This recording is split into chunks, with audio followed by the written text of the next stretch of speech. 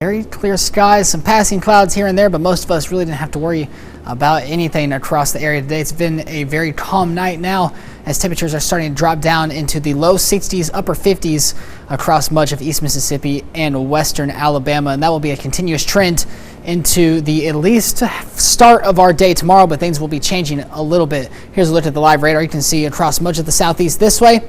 Not much is happening, but off towards our west, you're starting to see a little bit of showers and storms firing up, and that's a part of the system that's going to be associated with our severe weather tomorrow. Not necessarily these storms, but more on the back half of that, on way still back in West Texas. But that's going to be slowly pushing further and further east in the coming hours and in the coming days, so we're going to be watching out for that. But across much of Mississippi and Alabama here at home, it's been nice and quiet. You really haven't had to worry about anything, just some passing clouds here and there. And what you're seeing with the little green stuff that's firing up here is just some birds probably flying just past the radar. So you really don't have to worry about any rain on the radar as of right now, but that will be changing into our day tomorrow as we track out the severe weather here. So we're going to start tomorrow, 6 a.m. You're waking up to start your day. Most of us are just going to be seeing nice clear skies, some passing clouds, which isn't that good if it stays strong throughout most of the day. A lot of daytime heating mixing in with the fact that there's a lot of instability from the Gulf of Mexico that could cause problems later on. So we're actually looking for more showers and more clouds to kind of settle in.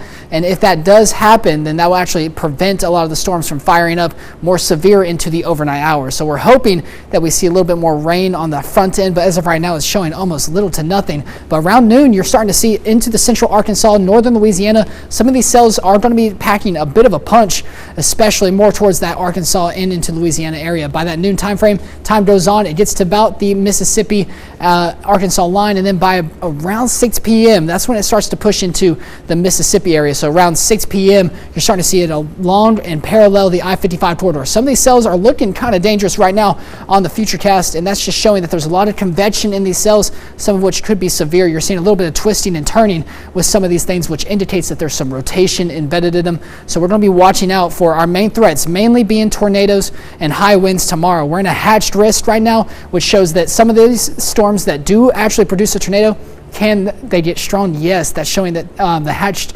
shows us that we could be seeing anywhere from EF2 up to EF5 tornadoes. So if we do get one on the ground, hopefully we don't as of right now. Some of these models are showing that we could be seeing storms that are packing that punch. It becomes a little bit more linear away from the fact that it is a little bit more supercell-like. So damaging winds actually come into a bit of a factor. That doesn't rule out the threat of tornadoes into the early morning time frame. You see 1 a.m. here, that it starts to become more linear, pushing further and further to the east, southeast. We're going to be watching out for damaging winds and that threat of a tornado. So just be very cautious into the early morning hours as you're going to bed. Make sure you're very prepared for this storm system, because like I said, it'll be more of an overnight event, especially for western Alabama and more towards the counties closer to the Mississippi-Alabama line. So we'll watch out for that. By 6 a.m. on Tuesday, most of us should be clear and ready to go.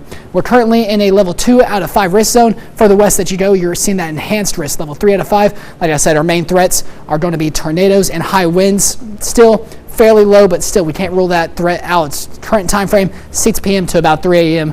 into the day tomorrow and into Tuesday. So that's what we're going to be watching for. So here's what we saw today at home. Temperatures dipped down into the mid 30s for our lows. So overnight lows dipped down really low, almost close to that freezing line. Highs today bumped it right back up, 72 degrees.